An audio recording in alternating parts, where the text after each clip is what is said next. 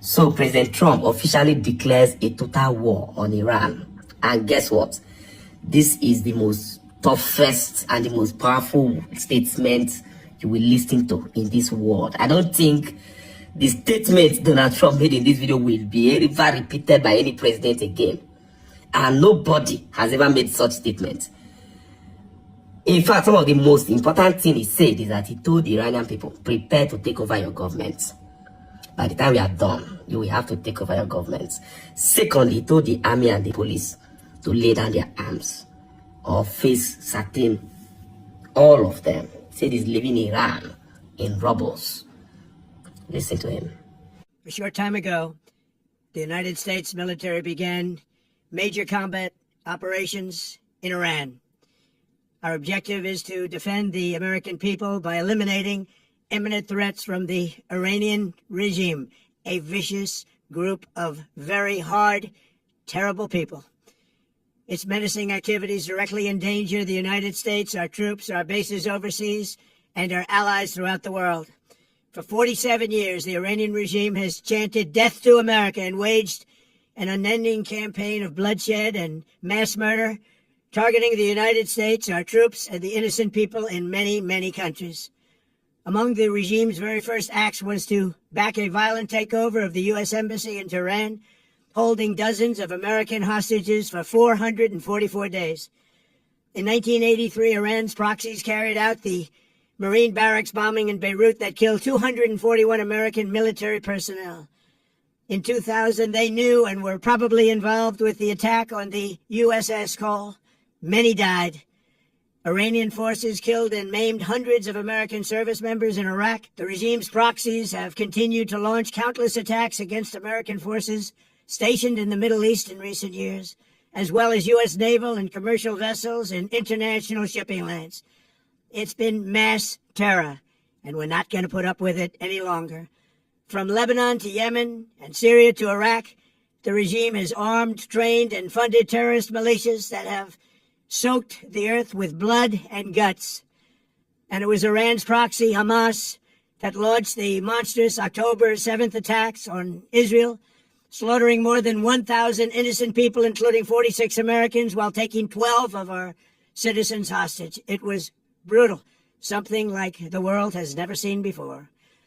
Iran is the world's #1 state sponsor of terror, and just recently killed tens of thousands of its own citizens on the street as they protested. It has always been the policy of the United States, in particular my administration, that this terrorist regime can never have a nuclear weapon.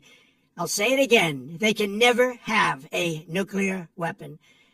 That is why in Operation Midnight Hammer last June, we obliterated the regime's nuclear program at Fordow, Natanz, and Isfahan.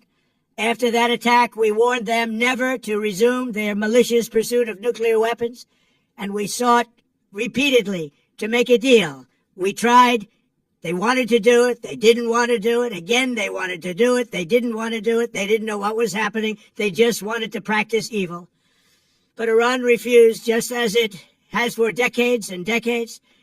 They rejected every opportunity to renounce their nuclear ambitions, and we can't take it anymore. Instead, they attempted to rebuild their nuclear program and to continue developing long-range missiles that can now threaten our very good friends and allies in Europe, our troops stationed overseas, and could soon reach the American homeland. Just imagine how emboldened this regime would be if they ever had and actually were armed with nuclear weapons as a means to deliver their message. For these reasons, the United States military has undertaken a massive and ongoing operation to prevent this very wicked, radical dictatorship from threatening America and our core national security interests.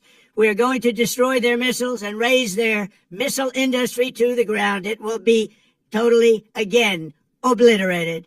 We're going to annihilate their Navy. We're going to ensure that the region's terrorist proxies can no longer destabilize the region or the world and attack our forces and no longer use their IEDs or roadside bombs, as they are sometimes called, to so gravely wound and kill thousands and thousands of people, including many Americans. And we will ensure that Iran does not obtain a nuclear weapon. It's a very simple message. They will never have a nuclear weapon. This regime will soon learn that no one should challenge the strength and might of the United States Armed Forces. I built and rebuilt our military in my first administration, and there is no military on earth even close to its power, strength, or sophistication. My administration has taken every possible step to minimize the risk to U.S. personnel in the region. Even so, and I do not make this statement lightly, the Iranian regime seeks to kill. The lives of courageous American heroes may be lost, and we may have casualties. That often happens in war. But we're doing this not for now. We're doing this for the future, and it is a noble mission. We pray for every service member as they selflessly risk their lives to ensure that Americans and our children will never be threatened by a nuclear-armed Iran. We ask God to protect all of our heroes in harm's way, and we trust that, with his help, the men and women of the armed forces will prevail.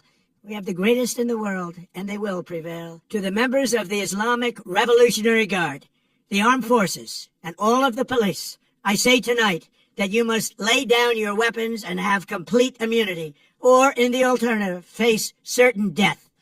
So, lay down your arms. You will be treated fairly with total immunity, or you will face certain death. Finally, to the great proud people of Iran, I say tonight that the hour of your freedom is at hand. Stay sheltered. Don't leave your home. It's very dangerous outside. Bombs will be dropping everywhere. When we are finished, take over your government. It will be yours to take. This will be probably your only chance for generations. For many years, you have asked for America's help, but you never got it. No president was willing to do what I am willing to do tonight. Now you have a president who is giving you what you want. So let's see how you respond. America is backing you with overwhelming strength and devastating force. Now is the time to seize control of your destiny and to unleash the prosperous and glorious future that is close within your reach. This is the moment for action. Do not let it pass. May God bless the brave men and women of America's armed forces. May God bless the United States of America. May God bless you all. Thank you.